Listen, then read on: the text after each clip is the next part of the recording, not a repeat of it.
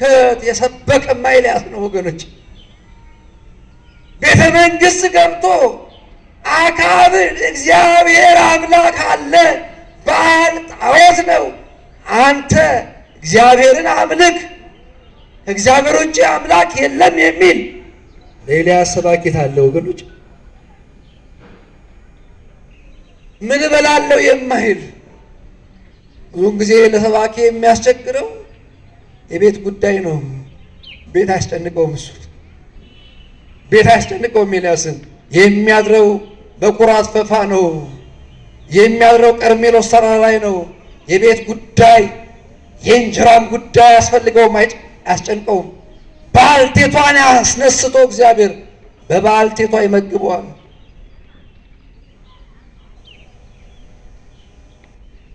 የሚደንቀው እንደ ኤልያስ መጥምቁ ዮሐንስም እንዲህ ነበረ።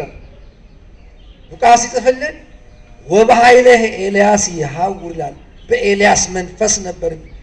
ዮሐንስ መጥምቁም በስብከት የሚያክል አልነበረም። ቤተ መንግሥት ገብቶ ሄሮድስን የገሰጸ ሰው ነው።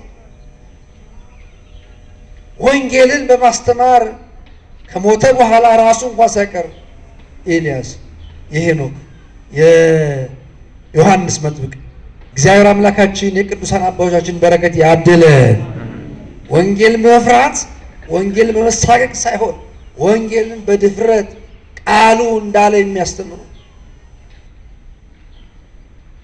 ቅዱስ ያዕቆብ በመልእክቱ እንዲህ አለ፣ ኤልያስ እንደኛ ሰው ነበር አለ። እባካችሁ ቃሉን በሉት። ኤልያስ ምን ነበረ? እንደኛ ኤልያስ እንደኛ ሰው ነበረ። ይበላል፣ ይጠጣል፣ ያንቀላፋል፣ ይተኛል፣ ይነሳል፣ ይደክመዋል፣ ያልበዋል። ኤልያስ እንደኛ ሰው ነበረ። 9 ወር ነው ተጸንሶ የተወለደው። ኤልያስ እንደኛ ሰው ነበረ። ሰው እንደሚደክመው ይደክመዋል፣ ሰው እንደሚርበው ይርበዋል። ግን ኤልያስ እንደኛ ሰው ይሁን እንጂ በጸሎቱ ሰማያትን ዘጋ። የሰማያትን መስኮት ኤልያስ ዘጋ። እንዴት ያለ ሰው ነው ኤልያስ ወገኖቼ! አክዓብ የተባለው ንጉሥ በዓል የተባለ አምላክ ሲያመልክ፣ በዓል የተባለ ጣዖት፣ ዳጎን የተባለ ጣዖት ሲያመልክ እግዚአብሔር ተቆጣ። ያን ጊዜ ኤልያስ ወደ አክዓብ ሄደና ከዛሬ ጀምሯል፣ ከዛሬ ጀምሮ ከአንደበቴ ቃል ውጪ ሰማይ